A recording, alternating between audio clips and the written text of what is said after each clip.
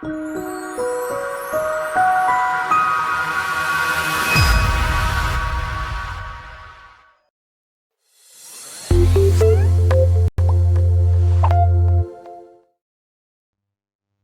¿qué tal, hermanos? Les saluda Dulce María Pérez desde las oficinas generales del movimiento y les doy la bienvenida a este taller de Ir en Búsqueda. Yo estaré compartiendo con ustedes lo que es el módulo 1, en donde veremos en términos generales qué es la evangelización.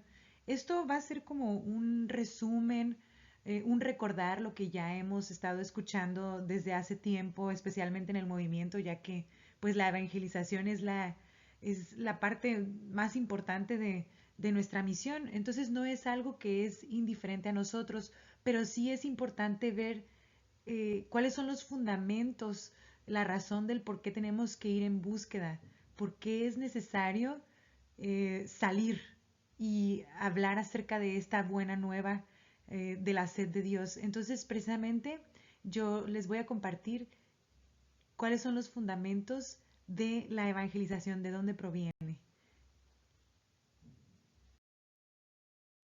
Id pues y haced discípulos a todas las gentes, bautizándolas en el nombre del Padre, y del Hijo, y del Espíritu Santo, y enseñándoles a guardar todo lo que os he mandado.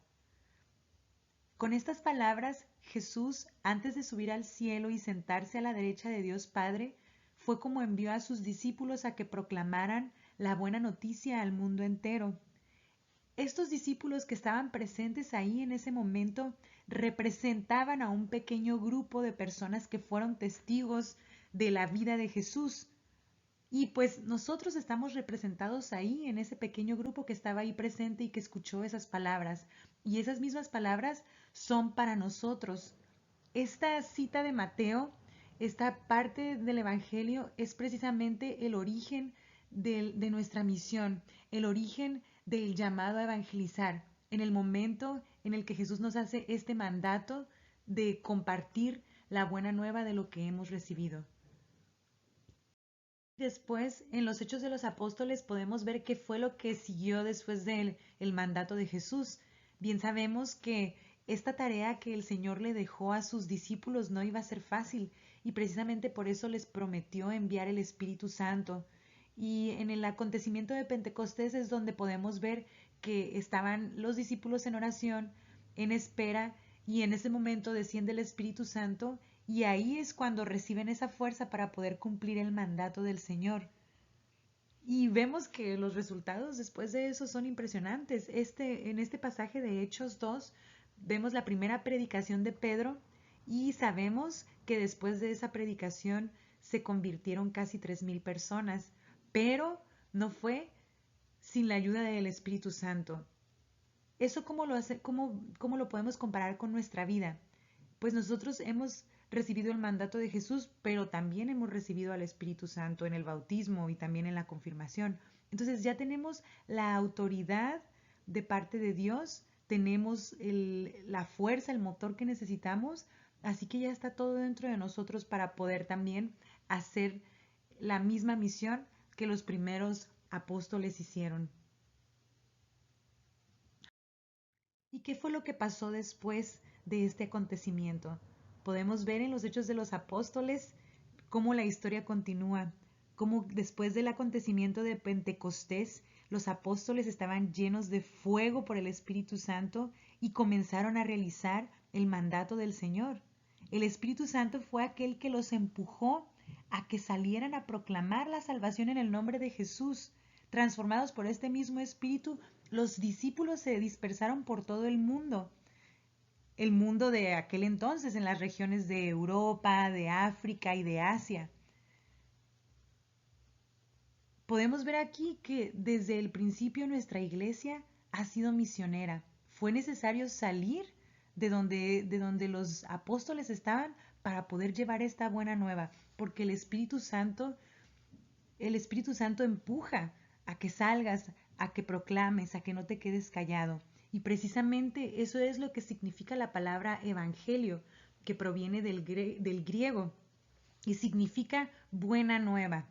Esta palabra se comenzó a utilizar en la iglesia a partir de San Pablo, Pero esta palabra tiene un origen antiguo. Desde antes de que Cristo viniera a la tierra ya se utilizaba en el Imperio Romano y era una palabra que se utilizaba para dar las buenas nuevas del emperador.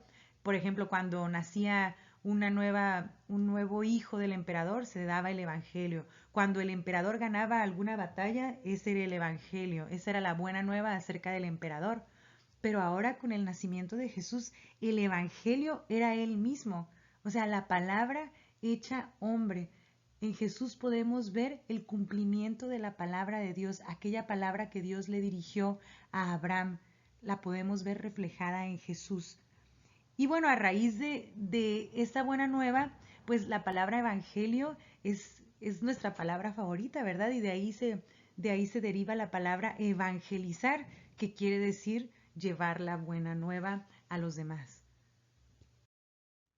Y ahora, en tiempos más recientes, podemos escuchar la palabra evangelización en todos los círculos de la iglesia, porque precisamente el Papa Pablo VI, en su encíclica Evangelii Nuntiandi, nos explica qué quiere decir el término evangelización, y él lo define como toda la actividad de la iglesia en su totalidad, donde está incluida la predicación, la catequesis, la liturgia, la vida sacramental, incluso los actos de piedad popular y por supuesto el testimonio de la vida de los cristianos. Entonces, todo lo que se haga como iglesia, todas las actividades que provienen de la iglesia católica son para evangelizar, es evangelización ya como tal. Es importante también prestar atención que dentro del amplio contexto de la evangelización, de todo lo que la iglesia hace, hay una misión en particular que está reservada a anunciar la buena nueva de Jesucristo a aquellas personas y pueblos que todavía no conocen, que no han crecido en alguna región o en algún lugar cuya religión es el cristianismo. Y a esta evangelización en particular se le llama missio ad gentes, que quiere decir salir a la gente y ir a hablar con estas personas y comenzar desde cero para enseñarles todo acerca del cristianismo.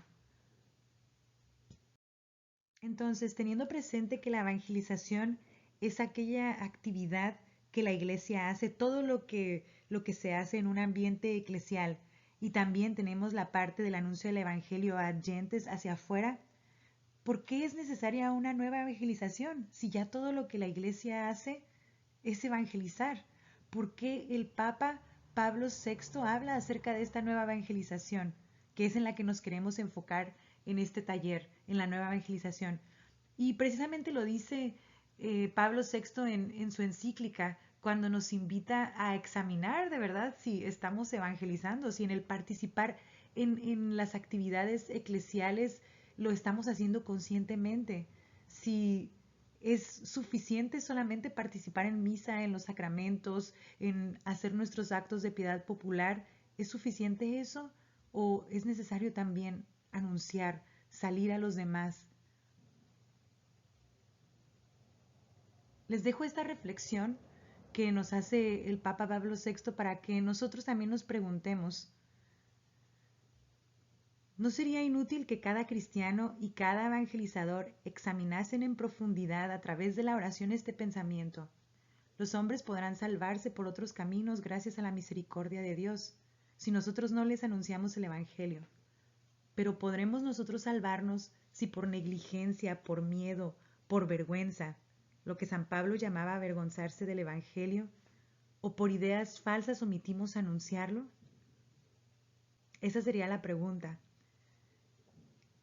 Si tú llegaras al cielo en este momento y Dios te pidiera cuentas, ¿estarías satisfecho por lo que has hecho? ¿Estarías consciente de todas las oportunidades que has tomado para poder proclamar el Evangelio, para poder acercar a alguien a Dios? ¿O quizás sientes que todavía te falta hacer algo más por Él? Si todavía tú tienes esta pregunta, este deseo, esta inquietud, pues te recomiendo a que continúes con nosotros en este taller y puedas aprender diferentes maneras en las que podemos compartir esta buena nueva con los demás.